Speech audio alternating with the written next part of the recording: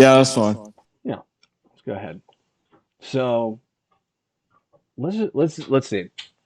With everything that is going on, I think this is like probably talent wise one of the most interesting draft classes because it's all over the place. Like talent wise, really good, and a lot of places we didn't expect. Obviously, we'll go into the first number all, overall pick, and Jordan Robles. So, what did you think about him? Because I think I have some thoughts, but I would love to hear yours first. Oh yeah, dude, tell me about it. Obviously, Jordan Robles was completely unexpected for me because, as a kid, I would be watching, the old Palisades Wiffle Ball League that came out of New York back in the mid Right. 2010s, and obviously one of their big stars was Jordan Robles. Uh, you know, Mm-hmm. and obviously, it was completely it caught me by surprise because the Mallards have been hyping up this draft pick for about a few weeks now. And Tommy said, he was 95% certain he got his guy. And, Jordan Robles was that guy, And I got the scouting report on him right here. All right. He's got a slider drop riser combo. And when you see an advanced arsenal from a first overall pick like Jordan Robles, that's definitely something that hitters don't want to face just because Absolutely. he mixes everything so well. Uh, I don't really have any notes on his hitting, although I think he did pretty decent during this time in the Palisades. I'm not too sure about his time in Mid Atlantic Waffle, though, since they don't really, keep too good track of like tournament stats or whatever. Right. But obviously, I'm really excited for the Mallards. I think this pick is huge for them. They've been meaning to get back in the playoffs for a very long time. And, with Irwin trying to get on the development track, uh, and, Coughlin coming back from injury, I think they're making a statement of intent that they're trying to go all in this year. Oh yeah. Oh yeah. It's Jordan Robles is going to be interesting to see. Definitely his versatility is something that stands out. Like he has played for so long, he knows what he's doing and can play in a lot of different um, styles. That being scuffed, unscuffed. Um, and I think that is going to play to his advantage. I'm unsure how often he's played in a league that has speed limits. Um, Mm. that's one thing I'm worried about. I think hitting is going to translate pretty well from what I've seen. The dude can knock the socks off a ball. Just is really good at reading it, and he's playing against people who are throwing without a speed limit. So he is going to be Right, able to see the absolutely. ball. But in terms of pitching, is like I'm not sure exactly if that translates 1 to 1. Obviously, Nick Saylor, it took a year, and look what he's doing now. Um, but I mean, if you're being honest, this guy's been dedicated for 10 years to wiffle. Like he is probably going to be able to transition pretty good. Yeah, Maybe not one to absolutely. one, but it's going to be a Right. process. Of course. And I see all these concerns from people in the comment section or maybe some other analysts like ECK or maybe even Dark about, availability concerns because, especially since he's from New York and he also has a job outside of Wolf Ball as a gym teacher. But, I don't think, you know, Coughlin would have been able to draft this guy if he wasn't fully confident that he would be able to be there at least 80% of the time. So I think if you are somebody like Tommy Coughlin who needs an impact guy at the number one spot, you gotta look for somebody who's going to be committed to be there most of the time. And I think Robles definitely fits that spot. The only area where I think, I would have some doubts is probably his age because, he's 28 years old. And I don't know how much of the prime Jordan Robles we're going to see of him in MLW just because he's nearing more of his 30s than his 20s. Um, his arm might not end up as good later on. Once we get to 2023, 2024, rather than some of the younger kids in this draft class, who might have more time to develop their skills. Yeah. Obviously, we understand that the Mallards, they just want to win now because of, Caden Irwin. They just want him to develop quickly. Mm-hmm. Um, they made that draft pick, or sorry, they made that trade, which we'll probably get to later, but they really want to win now because they've probably missed the playoffs for so long and they want to get back in the title picture at this point. So I feel like if you are a Mallards fan, this is either your year or it's probably going to be a bust. Yeah. It. I totally get what you're saying too from a practical standpoint. Like this man is probably about to settle down and raise a family. Like you know, and not that it's anywhere like a knock on his dedication to Wiffle, um, but I think you're agree this is probably a win now move um, from the Mallards, and it's not a bad decision at all. Um, but you're getting somebody who is going to help you get into that win now mode, and probably get some off the bottom. Um, in my opinion, just looking at it from a standpoint, but I think we'll get into that later. You Yeah, want to move on to the number two pick?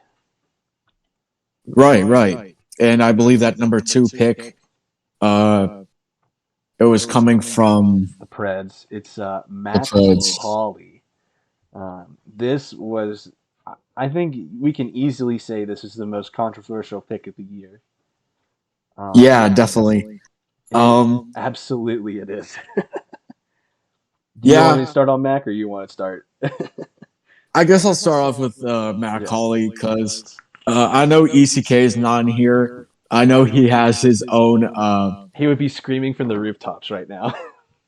Yeah, I know he has his own qualms about McGuire Hawley and his time at Alma College. And for me, obviously drafting baseball guys is kind of a mixed bag Yeah. because we've seen some guys like Mitch Marvin and Jack Krause do exceptional during their time in MLW, and we've seen other guys like Rudy Ramirez just flat out suck, just because it kind of depends on like whether or not you can actually translate it. Mm-hmm. But I mean, it's not really as bad of a pick as I think people make it out to be. Because in the draft video, you can actually see Crash and McGlade, work with Holly on his, hitting skills and just, get him acclimated to a wiffle ball type environment. This is not going to be some guy like Rudy Ramirez who's just going to go in there 100% dry. Right. So, Especially coming off you COVID know, and everything. right. So, I don't think this is a 100% bad move. I like the fact that they're adding in some more Alma College chemistry with, Cratch and McGlade, because I think, it's definitely going to be able to, have a better environment, especially since, Warda, Russell, all those guys, they're all based on chemistry. That's Yeah. how they pretty much won the 2019 World Series because they have that three-man roster that is all coming together. They just cut out all the fat. So Mm-hmm. if you are a team like the Preds who are all based on chemistry, you definitely want to make sure you can get guys not only going to fit within that organization, within those core values, but also just contribute on the field. Do I think he can be a valuable power bat that they can get that run support that they were missing last year? Possibly. I would love to see that, Mm-hmm. but we'll have to wait and see. Yeah, I agree pretty much fully with your points. I don't think it's a. I hesitate to really go in on Mac, especially since, of course, our only clips of him are from the draft. I'm sure he's a fairly good baseball player, and obviously is going to be based off chemistry. I just don't. I just don't understand what what's going to happen to them after college. I don't know where Mm. they're from. I don't know. Like a lot of these guys, I don't think are from Brighton. Like if I go look up Mac Hawley right now, um, yeah, he is from. Looks like he's from Brooklyn, Michigan. So it looks like some of these guys are from Michigan at least. So there goes that point. But Mm. um, I think that, in all honesty, if I'm thinking about the future for the Preds, I don't know what the ceiling for these guys are. Obviously, Steven was a big hit. Um, I think he's done well. But again, the thing is that first year pitchers usually do better because they're different, not necessarily because they're good. Um, Yeah. Um, well, I kind of have to eat my words a little bit as well because I'm looking at his stats this year. Um, Currently has a 134 batting average with three RBIs and two stolen bases hmm, so he's in quick. 28 games played at Alma College. So um, I guess he's not having the best year Yeah, in terms of production, but obviously, I mean, I guess it just kind of depends yeah. This is on coming. what. Sorry. No, This go is on. this is coming It from the kind of same depends. team. A Yeah. couple years ago that wanted to trade for Brendan Schultz so that way they could keep him on the roster and not have to draft anybody. Mm. Um, not to diss the Preds or Alec or their managerial style at all, but again, I think they're very much among the guys that want to win it the same way they've always done it. Yeah. My problem is that they still suck at defense. Um, Yeah. they're really bad at defense. And you know who's going to be out there still? B Russ is going to be out there on first, and Alex going to be there on short, and they're going to probably get an average around 3 errors, in a series, and one of those errors is probably going to lose them a game. And Well, that's yeah, I don't disagree with your point about the errors, especially with the Predators being one of the worst fielding teams in the league. But I think defense is often a trait with teams that is very, very overlooked. mm-hmm. Um, Obviously, you see with like the D backs and the Wildcats how good they can defend on a regular basis. And, you know, we see the highlight plays and we get really excited from that, but we don't see like, the regular plays on like PFPs or Mm-hmm. just like regular tags or like pegs or anything. So, I think we just kind of forget about that. Like it gets lost in the shuffle somehow. Yeah, I think it's So, because they don't. I think it would be a bigger deal if the man, the myth, the legend, the goat, Mr. Schultz kept those stats. Because at one point in time, I think they did, and I think they stopped keeping those stats online. And so that's kind of a lost metric for a lot of the community that I don't think anybody has super taken the time to look into. I know yeah, I have a little bit, but I have not written down or I'm not super familiar with those stats. Because honestly, that's not, again, baseball, we're talking about the same kinds of metrics, but I think that I think it's not as big in wiffle because one, they don't, they're not going to do it as much, um, and two, like the fielding doesn't matter to a lot of teams at the end of the day, sure. because the ball's weird. What's an error, what's not. So I think they just practicality. You don't keep up with it, but I think after watching for a long time, looking at the Preds, like that, I've never doubted their pitching. Like even though Cratch was not clutch last year, I mean he was a few hits away from being a Cy Young candidate. If we're being honest, um, Mm. if we're thinking about it, also we're looking at batting. Alec hit 100 home runs last year, was on fire. Brendan Russell up to his average. Cratch was hitting bombs as he usually does. I mean, their production standpoint is good, The problem is their defense always lost in the game, and they were never going to beat a team that had a was going to be able to put up runs against them, because if they let a ball through they were going to let a ball through their legs. They were not going to be able to get those fast plays. Um, it's just that's kind of where I'm at with the Preds. That this draft pick doesn't mean much to me, honestly. So I guess the bigger question is really if this draft pick doesn't matter, are they still playoff contenders? That Like is the what question. happens now with the AL, especially since we'll probably get to the third pick with the Coastal Cobras drafting Sawyer Bean from the Elite Wiffle Ball League. Mm-hmm. Uh, what is this AL going to be looking like in the future? And, what's going to be happening with the odd team out the Metro Magic who didn't have a draft pick this year? Yeah. What are the teams going to look like? What's Mm-hmm. the interaction between the teams going to look like? Um, and obviously, what's going to be the odd team out going into this playoff race? Yeah. I think the easiest way to put it is that the Magic put all their chips into it last year.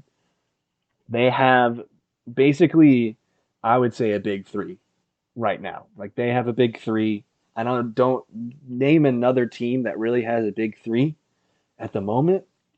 The problem is that those big three are inconsistent, and Yeah, that's where the problem comes. But if they are on fire, they're on fire. Wildcats got better.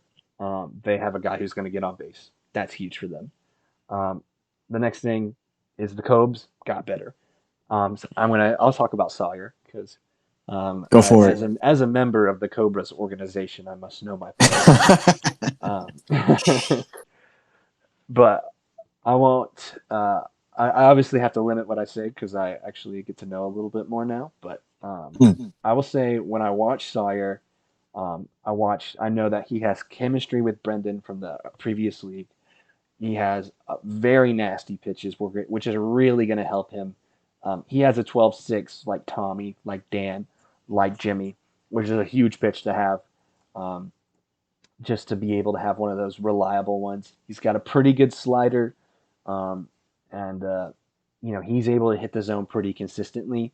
His riser is his weakest pitch. Mm.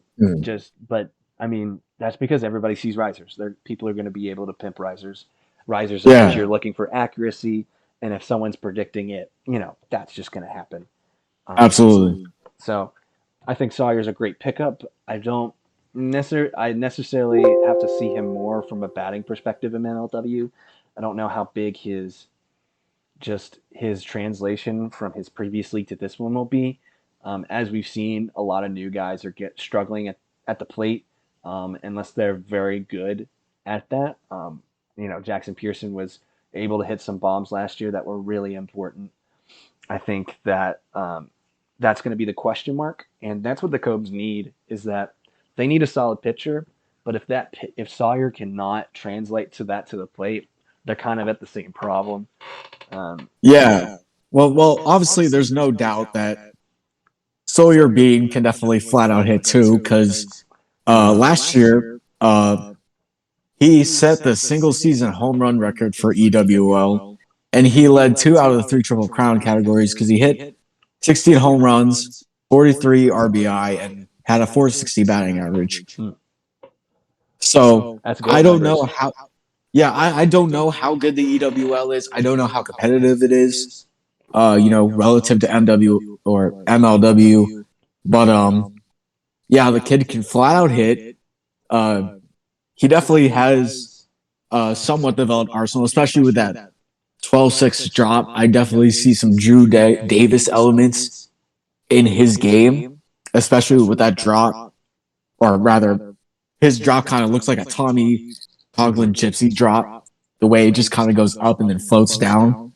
Um, I definitely see like him being like another pitcher because Drew Davis has talked in the past about how eventually him being the ace on this Cobra staff is not going to be sustainable, and that Yeah. eventually he's going to have Baranowski be the ace and Sawyer Bean eventually come up, or have somebody else come up and be like a number two guy behind him. So I guess he's looking for Sawyer Bean to sort of fill that role in the meantime. Mm-hmm. But really, I kind of like this pick on both ends. And Absolutely. at the same time, this is also not like the Coastal Curves at all, because I thought for sure, like weeks ago when I was thinking about players I could draft for this kind of draft, I immediately thought they're gonna like draft Brendan's brother or something. They're gonna Because draft like a hitter again. yeah, I thought they were gonna draft like Chris Baranowski or something. It's just Chris gonna be like, Baronet. oh god, here we go again. They're Jimmy just Durand.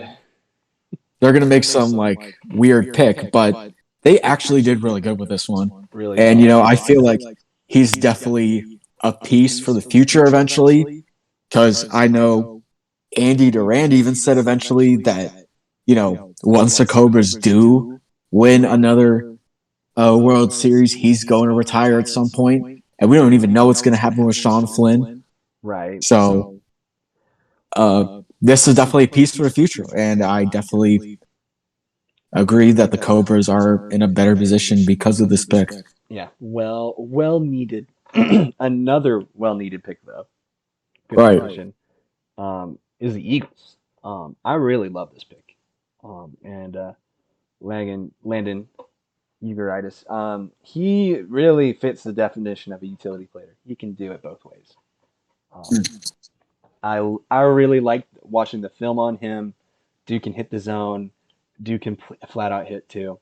Um, and I mean, Kyle was right when he said it in the video.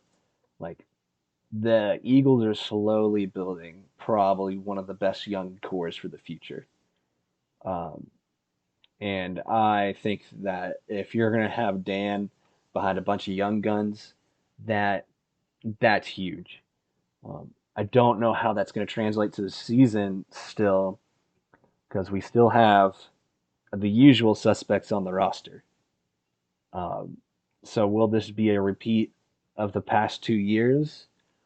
I don't know. But besides the point, the pick in Landon is really good. And it makes a lot of sense, right? Because, Daniel Schultz used to be one of those younger guys when the original five came around.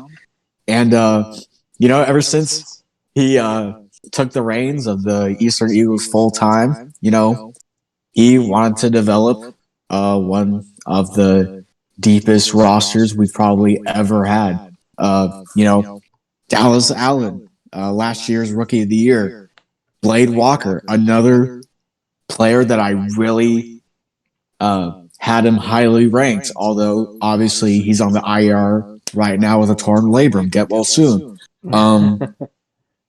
And now he's just adding Landon your guidance to the list, Yeah. which obviously he looks like a really good pitcher. He has a good slider riser combo, and he can hit really well too. Yep. But I definitely see him as more of a guy that's going to take a few years to definitely build up. Mm-hmm. But the problem is, I just have a sneaking suspicion that Daniel's not going to do anything with Neil and Clayton, because it's what we've seen in the past with 2020 and 2021. He just hangs on to Neil and Clayton like crazy. Yeah. And it separated them from, winning the division last year, because the D-backs just ended up running away with it. And, the Eagles ended up losing in the Oklahoma series. They lost ground, and eventually they just ended up in second place Yeah. over the Gators. If it weren't for the fact that the Gators had a meaningless series against them, and the Mallards just completely self-destructed last year, I think that a lot of people would have been a lot more vocal about the Eagles. I certainly was in the preseason, but I think that when we're looking and talking about the Eagles, right now. I just don't have. I just don't know exactly what's going to happen, and Yeah, seriously. I have a sneaking Like, suspicion that the reason a lot of those rookies are going to be in the spring training video is because they'll be in there and we'll get to see them. And then, man, who knows if we get to see him again? dude, like, obviously, Dan, I don't know if Dan is going to listen to this or not, but dude, the team you have right now, you could win the division with this team. Like, seriously, you probably have one of the better pitchers in the league in Dallas Allen. Blade Walker's going to come back and eventually he's going to hit bombs. You have Landon Urias. If you can build him up, you could easily have another piece to your lineup. And if you have like a DH rule in there, you could probably easily switch one of them out. And it would be easy. Like you could just move Neil and Clayton down to the reserves and just, still have them show up every once in a while just to provide support or maybe, have an extra arm in case somebody gets hurt. But you have an opportunity to, dethrone the Diamondbacks. So, this is your year to do it. And, you know, you have that opportunity. I'm just hoping that they take advantage of that. You know what I mean? Yeah, I have nothing. I have no problem with. I think Dan has always drafted well. I just don't know. I just never know what's going on inside his head, man. And I It's think, what he does with the roster. It's Mhm, not how he builds it. right. Um, so yeah, honestly, when I was looking and I was talking to people about like teams that are really good fits, the Eagles were at the bottom, simply because you just don't know what's going to happen with them. Right.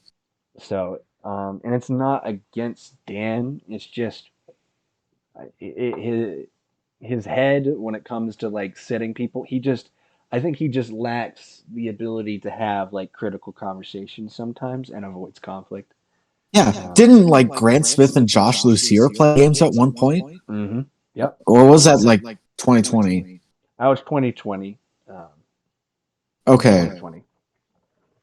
Because I don't know who played in 2021. I But think I remember everybody on they. that roster played except the reserves. Okay. Because I wasn't sure who played in that one game where Cheatham threw that perfect game against them. That was completely unnecessary. Yeah, that game, that was the end of 2020 season. That was Grant Smith, Neil Smith, and Waylon. It's Grant Smith. Like you don't need Grant Smith on the roster. You really don't. He's off the roster now, luckily. Thank God, but Yeah. still, like No offense to like the come Grant on. Smith slander going on right now, but Like no offense, but come on. You have Blade. yeah, You have Blade right there. I don't know if he was busy with yeah, baseball the whole time, but geez, come on. He's like right there. yeah. All right, let's go on to my new favorite player in the league, um, and that is the Gators pick. And that, of course, Oh, is RTB, legend of the Discord, Reese Harris. Reese Harris. Man, I love the fit. I love this pick. I love the team. I love the players on the team. Um, man, the Gators got a great draft pick with a guy who is going to be super fully in and bought in with the organization. A guy who can bit bombs, a guy who can pitch if you need him to, so Zerlag doesn't have to pitch. Um, Hmm. I mean, dude, he is a really good fit for this team, and I think it takes a lot of pressure off of him too, knowing that he doesn't have to go in and try and focus on pitching with two aces in the bag. All he has to do is get production, which was a struggle for them last year. And I think that this will be a great fit for them. I don't know how Cheatham and Jorgie will pitch this year. That's a question mark, um, Hmm. because they struggled last year. But, this is kind of the same thing. This could be a Cobes 2020 situation where Drew went into the season thinking, I just need a hitter, when in fact, he did not need a hitter. He definitely needed pitching. So Yeah. it's hindsight's 2020. Um, so I think if we are objectively looking at it right now, I think this is a perfect fit. Um, and I really like it. This guy's got a lot of experience, both baseball and wiffle. Dude knows how to hit, and I think, and again, I think the biggest plus is that he's going to be fully bought in and dedicated. So, Oh yeah, definitely. I mean, he commuted all the way to St. Louis, Missouri to play in the NWA with the Bobcats, I believe. yep. And I think the Gators really. Uh, I know for sure that the DH rule really came at a great time because they can obviously put Reese Harris in for Jorgensen at the pitcher spot, and they can use him as another lefty bat. That will help them whenever they need some extra production. But the one thing I do worry about is his pitching because I was looking at the tape earlier from like the draft video, and I didn't really see that much of a developed arsenal yet. Like I saw like maybe a slider and maybe a little bit of a riser, but I didn't really, you know, see that much that would be uh, something that MLW That looks hitters good. really worry about. So obviously, I think the Gators did get a really decent pick. I would Mhm. definitely say that the Gators are going to have good hitters for a very long time. That's what they do, especially since Zerlag has definitely improved a lot since the last time we saw him. Absolutely, absolutely. But the thing is, the biggest issue with the Gators is just the fact that they just don't really have a lot of depth in general. Um, After Cheatham, Jorgensen, Zerlag, and Harris, who else do you really have on the roster that could Oh, definitely just don't help diss fill my in man those Sam spots? Reichardt like that, dude. I mean, let's be real. You have Nick Baker on the reserves, and then they brought in a new guy, Max Ellis, who was a friend of Cheatham and Jorgensen, but they're both in reserves, and that's it. Like, they don't really have anybody else, and Bix Beaton and Reichard both got released. Yeah. So you don't really have anybody else that would be above like war replacement level. So Oh yeah, um, definitely nobody to pick up that is above war. Like you're getting negative war people on the rosters. yeah, so obviously I don't think this is a bad move for the Gators. Uh Obviously I'm gonna be dropping my power rankings on Instagram soon. Let's go. Make sure you guys check that out later in the week. This is probably gonna be the best graphics I've ever posted because my graphics game has gone up recently, but Let's go. um Mine obviously, has not. Mine still sucks. I still use Canva. but yeah, honestly, um the Gators are just in a tough position because the Gators, they have to pitch perfect from here on out. They have to show improvement from what they were like in the 2020 season in Mhm. order to, hang with the new uh, competitive players that we've seen in the National League. Because, the downtown Diamondbacks are they're obviously still going to be good. They brought everybody back, well, except one, which we'll get to. The Eagles obviously are going to get better, and the Mountains obviously are going to get better, and they're going to have to keep uh, putting in more ranks if they don't want to get left behind. Yeah, absolutely. Yeah, I think from a team standpoint, like the Gators have the biggest question marks going into the seasons. From a managerial standpoint, the Eagles have the most questions. Um, and I think that you're definitely right that pitching is only going to get better, and they have to be able to figure that out on their own end. And if they can't pitch like really consistently, because I know they got and play, but they have got to work out maybe different arm angles, different arm slots, making it more susceptible because they have the utility, they have the know-how, they have the knowledge, but they have got to make it all work together. I think one of their big issues last year too was just the fact that they gave up so many home runs last year. Yeah, the impact. Home runs and walks. That was just the big issue. Yeah, they've just got to get some early strikes on the board to not put themselves in positions where they have to throw strikes later in the count. Right. And I think that's probably the biggest thing. Yeah. Yeah. Let's So go.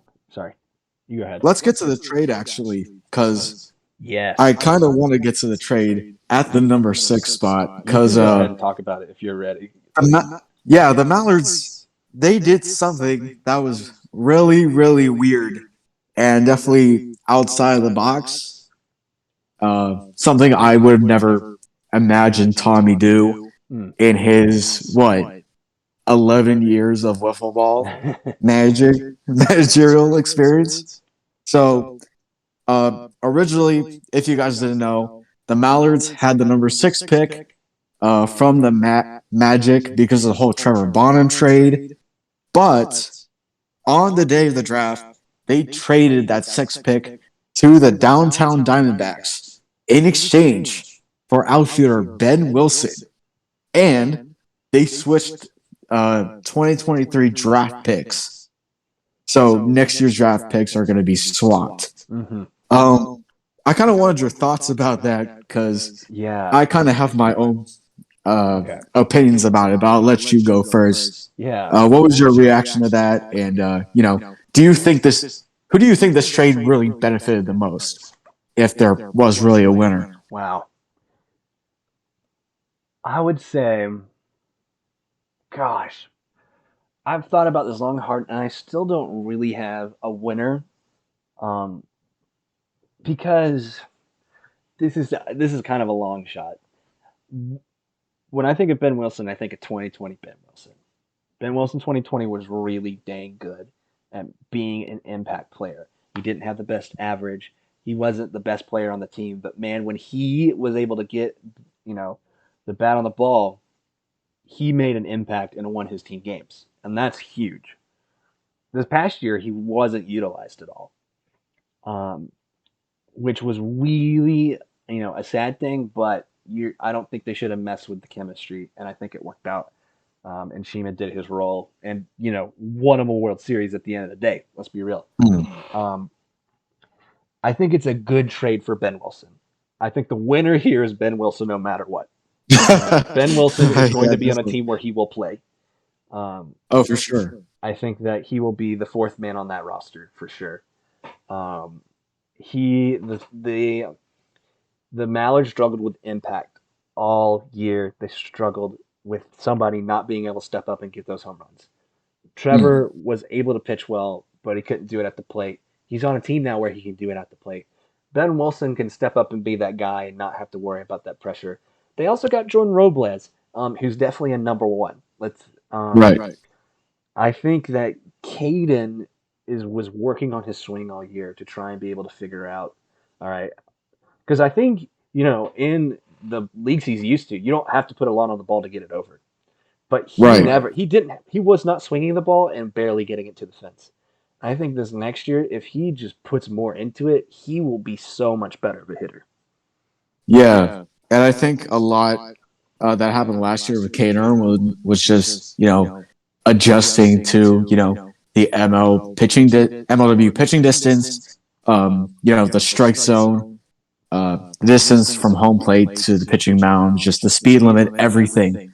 Kind of threw Kane Irwin off because obviously you're going to have a guy coming from a different league with different rules and different styles of pitching. Is just obviously he's going to have a hard time hitting. What are you going to do? But obviously, Ben Wilson, I'm pretty happy for him, honestly.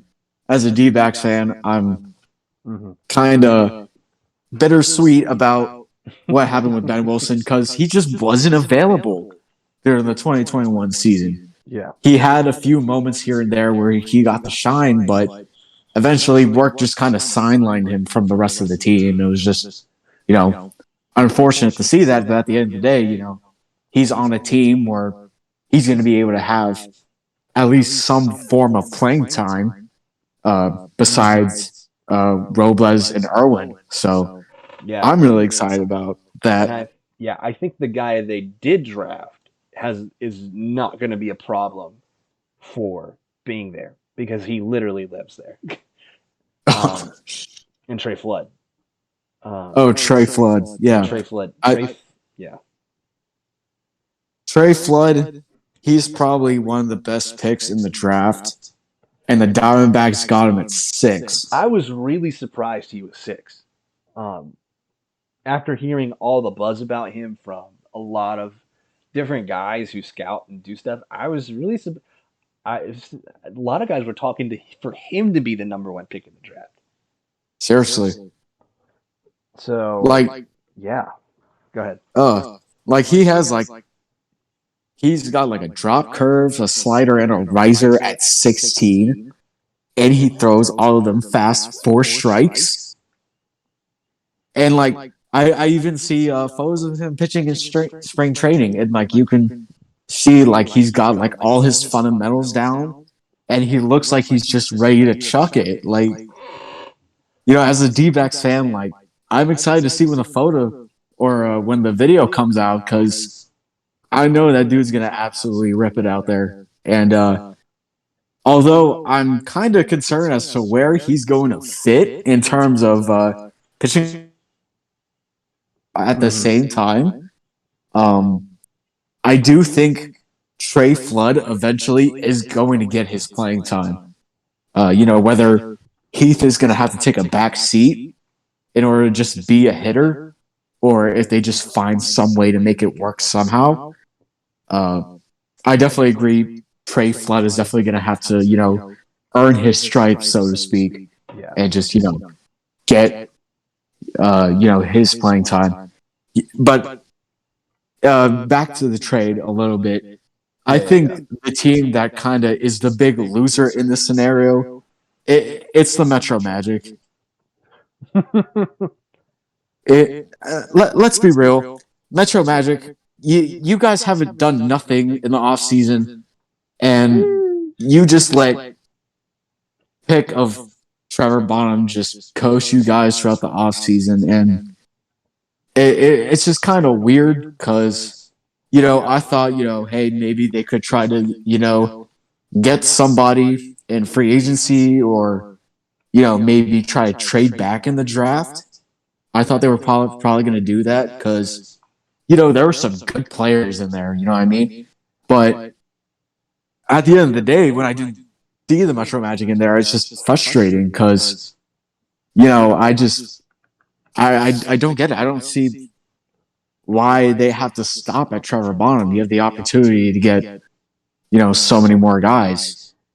And I even think the trade for Trevor Bonham didn't necessarily make sense. Like, why do you necessarily have to trade a draft pick? You know what I mean? Why don't you just trade one of your players? Because at least you get to hold on to something for the future. If that makes sense. So I don't know.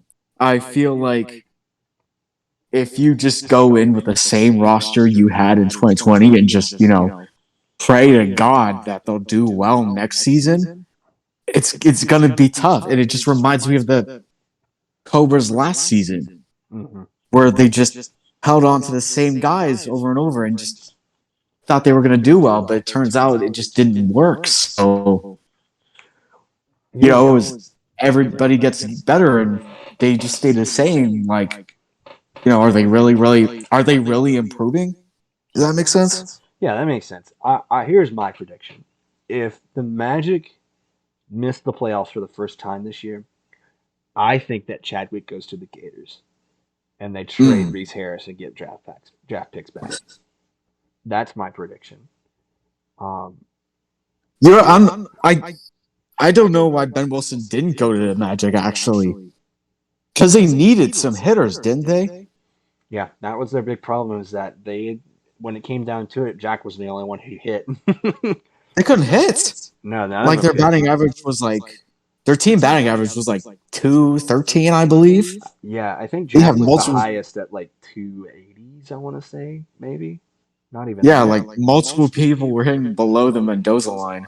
I would have try to get like an impact player like Ben Wilson because he's going to be able to have an impact immediately. But it's just it didn't happen, and I'm kind of if I'm a Metro Magic fan, I'm kind of bummed out about it because Yeah. we have an opportunity to get some not only really good guys but also really young guys Yeah. that are going to be Generational around the players. team for a while. Yeah. Players are going to be playing for a while. Absolutely. I think that was the pretty much the theme of most of this draft class, minus of course the first overall, but that's a different story. But I mean, actually, you got guys playing to their 40s. Who are we to say? Um, but yeah, I really like Trey. I think that playing time will be an issue. That I think it just depends on if Jonah is going to regress. I don't see it happening, seeing as he's a lefty in a righty-dominated league. Hmm. Um, I think that Trey will get his playing time if he's a better player than Shima. Yeah, maybe Michael Shima cycles in and out. Who knows? Yeah, that's the question. I think that if Trey could do it on the plate, he'll get playing time. Otherwise, he's waiting for Jimmy or Heath to kind of take a back pedal. I really don't see Jimmy Norp taking a regression.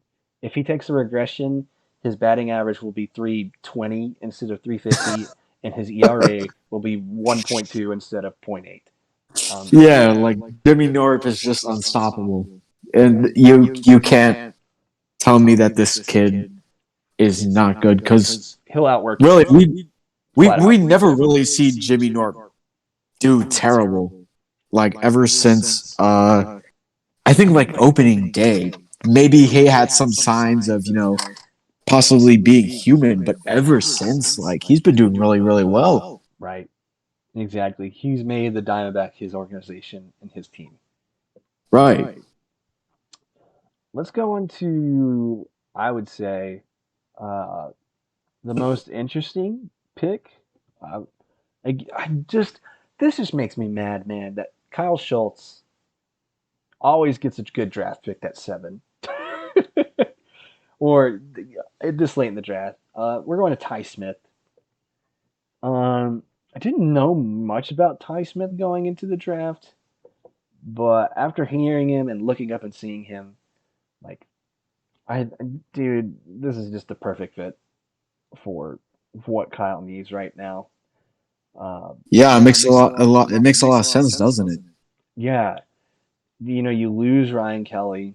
You just need somebody who is going to get on base. And I think that's what hurt them in the World Series in a way, which is crazy to think about Ryan Kelly, right? But they did not have that consistent like guy who was going to get on base. Um, Even though I would say in the 2020 World Series, Ryan Kelly struck out a lot, but Ryan Kelly was able to get clutch hits, was able to get Yeah. clutch walks. Um, Even though he did have that big K percentage, I think that Ty Smith is going to be able to emulate that. And I think he goes going in. That's what Kyle wants. He's going to be in a great organization who's going to help him learn. He's going to be able to help work with him and bring him in on his own time. And you know, he does not have to worry. Like he has no pressure. And I think that's a Yeah, totally. huge that's huge. Maybe his only pressure is disappointing Kyle. Like that would be his only pressure. But Yeah, I mean, I was listening to the Pipe It Up podcast after the draft where they had an interview with Ty Smith, and he even had a lot of parallels to Ryan Kelly and the fact that he's probably going to end up being a role player behind Saylor and Pearson, which makes a lot of sense. Uh, but just looking at his pitching stats from 2021. In 6 games, he had 2 wins, 5.50 ERA in 12 innings, 11 earned runs, 14 hits, 12 strikeouts, 16 walks. So it's not really the best stats. But at the same time, you're on a team with the Baranowskis, Drew Hable, Jake Longman. So you're obviously going to get, dominated by more better players who are going to have more opportunities to pitch. Mm-hmm. But he's definitely going to be serviceable. I think. Yeah. Like once you're going to give him the opportunities to like actually play in games and give him the opportunity to like hit the ball and be able to maybe even pitch a little bit. That's when he's going to blossom a little bit and maybe show us some of his potential. Mm-hmm. But right now, I don't think it's actually a really bad pick. Yeah. Not at all. Kyle is usually spot on with his draft picks. And I think this is no exception that he got the player he wanted in the exact way he wanted him. Um, yeah, I really don't have too much other to say. He's not like a superstar, like amazing, the glitz and glam that we have seen with the kind of the top the top pick. But usually it's not the flashy ones that have done well in MLW too, um, which is other than Nick Saylor. Yeah, definitely. Other than This Nick Saylor. reminded this reminded me of the Jackson Pearson pick from last year Mm-hmm. of how like Jackson kind of flew under the radar a little bit. Obviously, he turned into a power threat and his average kind of sunk a little bit. But obviously, you're going to get that from rookies, and he needs a little bit more plate discipline, admittedly. But, you know, Kyle Schultz is kind of calculated with his picks because, he wants to mold his team in a specific way. Sailor is mostly the power bat that he wants his team. Pearson's going to be behind him, getting consistent hitting, and then obviously now Ty Smith is going to be the role player that's going to be able to, fill in the gaps, so to speak, in order to help Kyle Schultz, sort of just lead the way. And I think that's really important to really have guys who kind of know their roles and just sort of, have that team chemistry, kind of like what the Preds were doing. Yeah. Well, sort of. Sort of. But yeah, these guys play well for it, I guess. Yeah, it's just being able to sort of like have an idea of what your team looks like and what type of expectations you have, and it just sort of goes a long way into determining the success of your organization. That's really what matters most. Absolutely. I think let's go into our last guy. I think this is another guy I don't really have too much to say about, other than like, you know, I think I find a lot of similarities between him and Ty, um, which are guys who are going to show up, who are going to be dedicated, and who can get on base. Kyle in the video said that Casey Bennett is one of the worst. I guess worse is not a thing, but like one of the toughest batters to face, simply because he extends at bats. He's going to get his walks. Um, and I think that's another good kind of player to have. I think Jimmy Nort may be taking a page out of Kyle Schultz's book here, and taking a guy who gets on base and is going to be a frustrating pitcher who's going to take long at bats. And I think you're going to see that more and more, is that pitchers are going to want to try and finish at bats quicker, and you're going to find guys who are in this league who are going to be able to extend at bats more. And I think the teams who are going to have guys who can do that and get on base more are going to help their team succeed. The only problem is that with drafting a guy like Casey, I really don't see him getting a lot of playing time unless the rest of them don't show up. I think he's going to be available, but I think this is maybe a guy that you're padding the roster with. This is just this is just gonna be a question of how often are Jonah and Sheeman not gonna be there. Yeah, I think this is kind of like a future pick, in my opinion. But yeah, I think we kind of have like a Gus syndrome at the 8th pick, because ever since Drew Davis got Gus, we kind of expect the player to go at the number 8 spot to sort of be like a meme, who sort of just goes in, doesn't really do much, just kind of is sort of like a morale guy. But keep in mind, like Gus was actually pretty serviceable like last year. Like when you give him playing time, like he pitched really well. I thought that like he would have at least got a hit or two if he had Yeah. the opportunity to. And I don't see why Casey Bennett wouldn't be just as good. Because Yeah. like even Tommy Coughlin said in the Private Off podcast, like Casey Bennett can hit. Like we can see it in the draft video too. Like this kid can definitely mash. It's just going to be a matter if he could actually play or not. Yeah. And I'm going to be interested to see what Jimmy Norb does with both of his rookies because we don't know how much they're actually going to play. Yeah. And I think are they going to really have as much output in the 2021 season as we think they're going to have? Or is it just going to be another year where, maybe they just have like an understudy under Heath and Shima and you just give them some time, wait until 2023 and just, allow them to sort of develop their skills a little bit. But overall, Diamondbacks, you did what you had to do. Pretty good picks, in my opinion. And yeah, not too bad.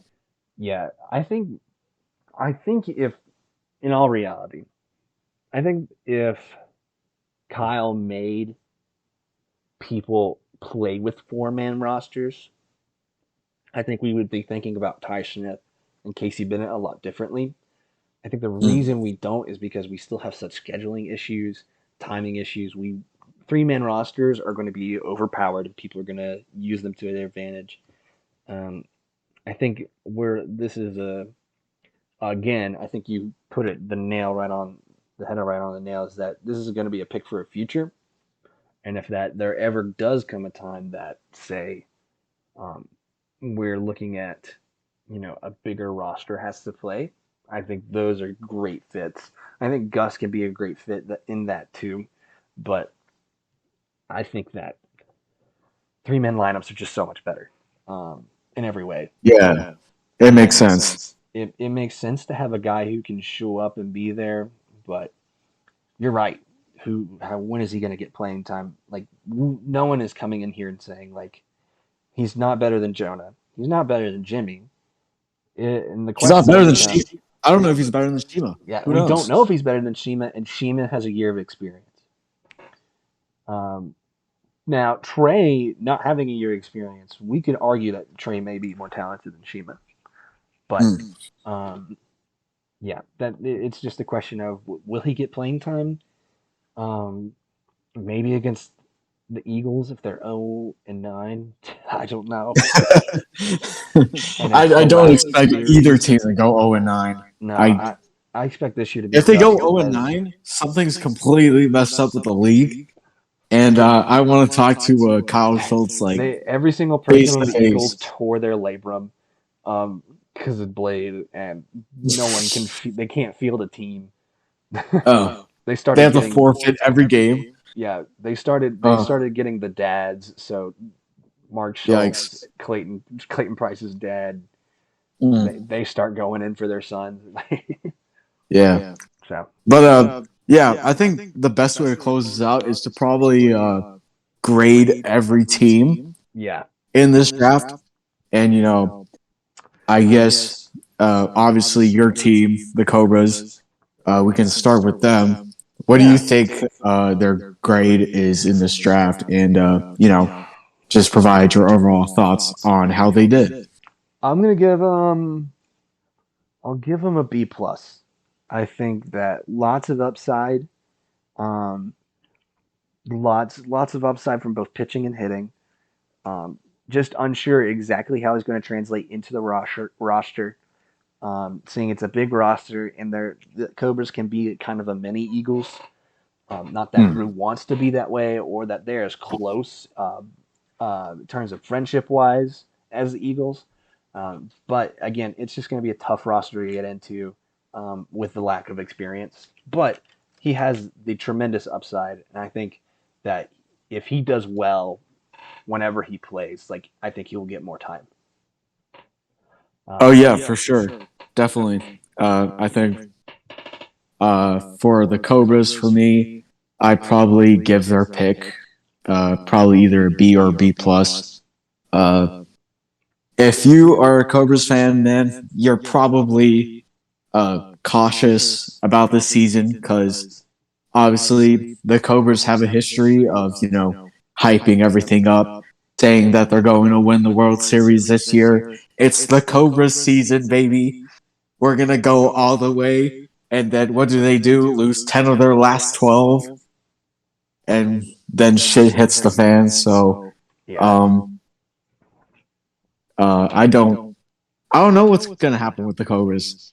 I think if Drew doesn't get in its own head, I think if Andy actually, shows up consistently, I think if Sean Flynn actually is consistent up at the plate, and if everybody develops the way they're supposed to, they could probably have a really good year. But obviously, you guys will see in the power rankings, I put them at a decent spot. But I guess I'll go with my grade for the downtown Diamondbacks. For Flood, I'll give it a B plus, and for Bennett, I'll give it a B minus with an average grade of B. This is kind of an area where it kind of doesn't really have an effect on our team at the moment because these are two picks that are kind of just gearing up for the future of our team, and it doesn't really have an effect on what's going on right now. If it ever gets to a point where like Shima just decides to like suck hard, and we need somebody like Trey Flood to step in and just you know be able to really provide that extra bat that we need in order to get some extra production in there. Or if we need like another pitcher in case either Norp or Heath, pray to God, get injured. I really hope neither of them get injured because that would be awful. But in the off chance that we do need another pitcher, Trey Flood could be another option, or obviously we can get Casey Bennett in there to provide some backup because we don't have Ben Wilson anymore. So I think we have a tough road to defending our World Series title, but it's definitely not out of the question. Yeah. Yeah. I'll go ahead and we'll go with the Wildcats. I think it's a good uh I think it's a good B. Like fits the role, not stand out, not going to be rookie of the year, maybe kind of candidate, but fills his need, fills the role. Um, absolutely. So, Yeah, I'll give it a B as well. mhm. It's definitely not flashy, but the Wildcats aren't really a team that's really too flashy. But then again, they also picked Sailor and Pearson, which were really flashy power bats that needed to replace Pure Rock and Kelly's production respectively. So I think the Wildcats are definitely building a good team for the future, and I am scared to face them on opening day because I know they definitely want some revenge. That's for sure. Yeah, absolutely. Um, let's see. I'll go with the Preds now. I'll give it a C. Preds. I'll give it a C plus ish. I got a player. Um, I don't Yeah, really. That's pretty much all I have to say. yeah. I'm gonna give this a C to a C minus. Um, Obviously, this is better than doing absolutely nothing. Because you got what you wanted. You got a power bat that's going to possibly provide you some production and some run support. For Ryan Crash and Stephen McGlade, which you didn't have last year. But the problem is you're getting a lot of flack from your fans that are like, "Oh, Florida, why did you draft this baseball guy? He's not going to do anything." So, uh, yeah, you're kind of if you're Alec Ward, you're kind of digging yourself a hole here. But um, for our sake, I'm just hoping that Holly actually proves us wrong, that he has a good year, and he doesn't end up like Rudy Ramirez. Yeah. So Eastern Eagles, I actually love their draft pick here. I'm gonna give it I'll give it like an A minus to a B plus. Eagles were like my favorite team in this draft because they always draft good guys, even though they're like near the top four, like right in the middle. They always draft good guys for the future. And I think landing your guys is definitely gonna be competing with Dallas Allen and Blade Walker for that second arm spot. Yeah. And pretty much Neil, Clayton, I'm sorry, boys. You're probably going to have to say hello to the reserve spot eventually. And if you're an Eagles fan, I hope you guys enjoy being first in the NL this year, because you guys are going to love that position. Yeah, I completely agree. I really like Landon. I really like the young core. Just question marks over the team, but other than that, you cannot knock the draft pick itself. Yeah, what's your grade for that, by the way? Yeah, A minus B plus, exactly the same. All right. Uh, Great Lakes Gators. Did you do that one already? No, I think that's we have mallards and gators, and that's it. Okay, you can do Gators next. Yeah. Gators. I think fit wise, A plus. Absolutely, I love the pick. Great value. Um, I think that we just have question marks over the Gators going into next season. Um, that may bring it down, I think, for a lot of people. But I think this is a great fit for what we think they need right now. Yeah. For me, I'm not gonna be as high on it. Unfortunately, I'll probably give it like a B to a B plus. Yeah. It's not anything on Reese. Uh, Obviously, I like his bat. I like what this does to the Gators lineup because it definitely looks scary now. It's just what's gonna happen with the pitching.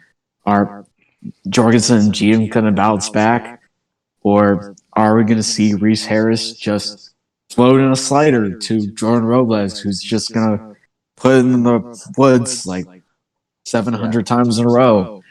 And for the Gators fans, I don't want to see that. So, yeah, Reese Harris, if you're out there, buddy, I really appreciate the work you're doing. Please hit some bombs for me, man. You're my dark horse for the Silver Slugger, and go get him, Tiger. B to a B plus. Last one is the Mallards. Superstar pick. I'm questionable about how long he'll last, but I think that overall I'll give it an A minus to an A. I think that's about where I land. Yeah, that's an A for me. Jordan Robles, he's probably one of the best wiffle ballers on the planet today, other than Jimmy Thorpe and maybe a few other people. When I think about the old wiffle ballers in the past, I think of people like Kyle von Schlichten. I think of the Mick Elrath brothers. I think of Tim Trineri. I think about the old guys who really shaped what competitive wiffle ball is now.